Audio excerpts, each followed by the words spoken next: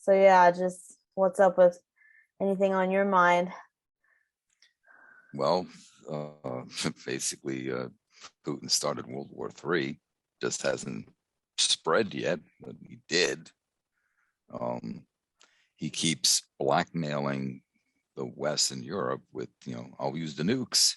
Hmm. And even though the Russian forces have disconnected the power to the Chernobyl plant, because it, basically, even though it had a meltdown, blew up, it's all sealed in concrete, whatever, they still have to run the cooling waters to keep the rods that are still there from melting down even more so.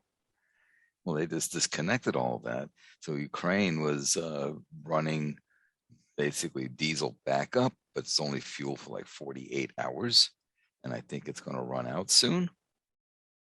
So we're So having a repeat of, or an echo effect of 1986 of what happened. I mean, yeah, probably that's so worse. Yeah. probably worse. Okay, good God, Jim, here we go. I mean, He says, I'm going to use nuclear, but by deliberately cutting that off, he did use nuclear weapon just in a passive aggressive manner. So I'm at the point now is it's like, fuck them. Just have the no fly zone and call his bluff. I yeah, mean, it's just really interesting. I mean, he's been able to get away with so much and despite. it's not just now. It goes back to when he started. I mean, look what he did in Georgia. Look what he did in Ossetia, and was it Ozkashbian, something like that. One of those other little provinces, whatever. Look what he did with that. He invaded Georgia. He invaded Chechnya, bombed that into the Stone Age. He moved on to Crimea. He moved on to Donbass. He's now trying to take over the whole, all of Ukraine, basically saying it's not a real country. We gave it so much land, we want it back, Mhm. and so on. But it's like there was the 1994 Budapest Memorandum that Russia signed, and basically the agreement was that, okay, here are the defined boundaries, which is what we have today, except for back then it was also Crimea, and basically, Russia will recognize its borders, recognize Ukraine as a sovereign country. It's a real country, and we will never invade. Here we And in are. exchange, give up your nuclear weapons. Well, I bet Ukraine wishes they had those nukes now. Seriously, as a deterrent, but no, I mean, they invaded, They so they invade. didn't keep their word, whatever that means. Yeah, and this whole notion, well, the Western help you with the NATO expansion eastward, this, that, and the other thing. And before February 24th, I would have said, okay, I can understand the concern. That seems valid, blah, blah, blah. But then, did you at least read the transcript of Putin's speech upon ordering the invasion? He basically said that this was nothing about NATO. Okay. You sent me that op-ed. Is that similar? Yeah. Which It was. op-ed did I send you? It was explaining like There's been a what's whole going. bunch I've been reading lately, so No, I appreciate it. They're pretty insightful. The one it's just like Putin is a bad ex. Oh, Putin is an abusive ex. Where like oh yeah. Okay, yeah, that one. yeah, Yeah, that one, which is quite a that's statement, but exactly how he's behaving. You mhm. know, she's moved on. How dare she? I'm going to beat her, and then, oh, but you made me do that. Yeah. But he said in that speech, it's really not about NATO. In essence, he said, I want to put back the Soviet Union. I want to put it back together. Okay, and that's what you said before, so you were ahead of the game. Yes. Yeah, Jim. I mean, this is the real. So everything about. So he's gaining towards. I'm sorry. He's moving towards the NATO border. So that was a red herring, as you said in your email. That was Damn. an I mean, it's like, illusion. oh, I can't have NATO come up to my borders, but I'll move Russia's borders and I'll be right up against NATO. Hello. But as I said before that, I would have said, okay, if you want a neutral corridor, if you don't invade, okay, we with that. And Zelensky, before Putin invaded, said, okay, we'll be neutral. He said, I will give up. I will not pursue NATO membership anymore. He communicated that to Putin. The German chancellor, Stolz, whatever, the new guy there, he said, okay, Ukraine will not be in NATO. And Putin still invaded. It was not Okay. about NATO. It was bullshit all along. And this whole notion of we'll have to save the Russian speaking people, it's the same kind of crap that Hitler used. Oh, With interesting. the Yeah, Sudetenland and the I can see Danzig that. corridor between East Prussia and Germany. There, Right. the Danzig corridor of Poland. It's the same shit. That have to save the German-speaking people. Ugh, that kind of stuff. It's Mm-hmm. all bullshit. And then you get these people saying, well, the Ukraine has neo-Nazis and they've been bombing their own people in the Donbass. It's like Putin has a history of inserting operatives that wear the uniform of the country they're invading or infiltrating, and then make it look like that country is waging war on their own people. He's got a history of that. That's what he did in the Donbass. And yeah, there are neo-Nazis factions in Ukraine. The Azov Battalion is probably the best known one. But to say, well, this is a denazification program, and of course they're just spewing this propaganda into Russia 24/7, and it's like, really, Zelensky is Jewish. You do know that, there, Pootie boy, right? I mean, he's Jewish. His grandfather fought with the Soviets against the Nazis. His grandfather's three brothers died in the camps. You're now calling him a Nazi? Wow, this Give me a is break. Give me a flipping break. So it's just he thinks of himself as a czar, and he just wants to put it all together.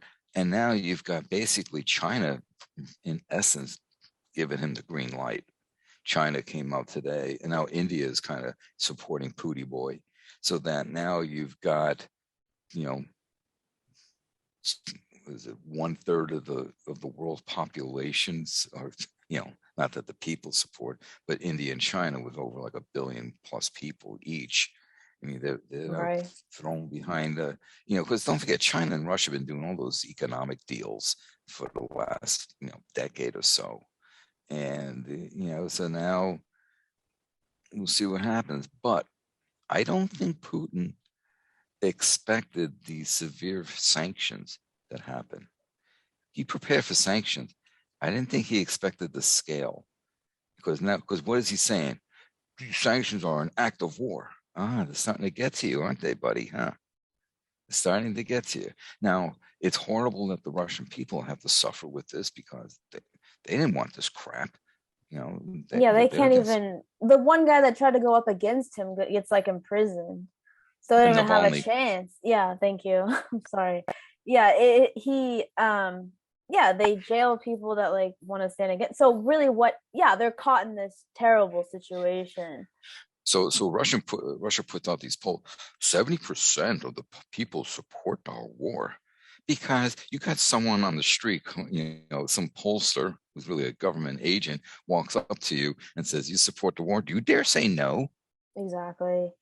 And Because yeah, Putin, what did Putin do? He signed laws. The Duma signed laws, which means house in Russian, by the way, Duma. But they signed laws basically saying that if you speak against the war, you've been sent to prison for 15 years.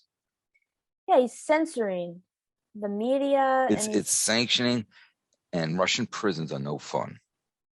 15 years is basically a death sentence. oh my god. It's Okay. it's it's like it's like the gulag all over again. Really? Oh shoot. Yeah, okay. So So he's clamped down on social media, Facebook, Twitter, Instagram. He's clamped down on all of that. Look what happened. You had thousands and thousands of people in 50 cities across Russia protesting. Where are those protesters now? They've been crushed. immediately. He's an authoritarian. And this is just another like the refugee crisis on like steroids, never mind climate crisis, refugees. I mean, this is pretty severe too, just the amount of people leaving the area and we're still in a pandemic, right? So it's just like let's just keep adding fuel to this gigantic bonfire of shit. It's wild, Jim. You heard about the missile attacks in Mariupol, which is the port city uh, that's to the east of Odessa on the Black Sea, that took out the maternity hospital, Right. right? Maternity hospital, pregnant women, kids, infants. They Yeah. take that out, and then they say it's the neo Nazis doing this to their own people. Bullshit. I'm still waiting for when Putin decides that, the sale of Alaska was an extremely unfortunate event. I want Alaska back. Yeah. I mean, I wouldn't put it past him at this point. And think about it from a geopolitical point of view. Okay, you got Russia, you got the Bering Strait, and then you got Alaska. Now, if you control both of those, you control the Bering Strait. You control what happens, what goes in and out in the Arctic Ocean through the Bering Strait. You then control really who has access to the resources, translation, oil and gas, right? You control that. That's because that's Very huge. Because interesting. that's a big portion of the North American side of the Arctic Ocean. He's got the Eurasian side already. So you're basically going to control, if you do an arc of it, you're going to control some, 240 degrees of the of the arc around the Arctic Right. Ocean. And The by the largest way, piece. don't don't let anyone kid you, especially Putin, when he's saying, he admitted it's not about NATO. He's making up the nonsense of protecting Russians and restoring the Russian Empire, blah, blah, blah. It's about resources. Because let's review. Oh, the people in Crimea, ethnic Russians are being persecuted. I have to save them. Well, that was in 2014. 2012, 2 years before, was when they confirmed large oil and gas deposits in the Black Sea off the Crimean coast. So he went in there to jack the oil and the gas by taking over Crimea because Russia is a petrostate. Its economy runs on fossil fuels. So he does that, and then they confirmed oil and gas deposits off, like the coast of Odessa and Mariupol and those places there. So going a little west of Crimea, there's oil and gas deposits there, and the rest of Ukraine, Western Ukraine, Eastern Ukraine, are rich in gas deposits. They're rich in coal deposits. They're rich in mineral deposits, including lithium, for batteries for cars, titanium, and germanium. So he wants all of Ukraine so he can jack the resources. That's what he wants. Because if Ukraine is allowed as an independent country, they're an independent country. If they, it's their resources. If they develop it, they're the ones who are going to benefit from it. It will help their economy, give good jobs for the Ukrainians, right? And they become a big player in the European market that way. But now by Putin, they're trying to jack all this. They can't develop it. Russia develops it. Russia gets the money. Russia gets the financial windfall from it, not Ukraine. So this is really about getting those resources. It really seems like it. I mean, it's pretty like it seems pretty clear. Like, yeah, that it seems like a logical situation. Yeah, I see that. I mean, and he's coming in hot. He's definitely not backing down. No, and let's face it. The great majority of wars throughout time is always about resources. Right. Country B has resources country A does not have, but country A won. So country A creates a whole bunch of bullshit reason that makes country B look like the bad guys, and then they go in to liberate country B and then jack the resource. It's the same playbook throughout history. I know. Every goddamn century too. It's just on a larger scale now, plus deadlier and deadlier weapons. But here's the other thing. If people think he's going to stop with Ukraine, Mhm. Nope. He's already got designs on Moldova. He's got he's got designs on Poland. Now Poland is NATO, and I think this is what's going to test NATO's resolve. And Okay. if NATO does nothing, no, then we're fucked. Oh my Because then God, Jim. he's just going to steamroll over Europe.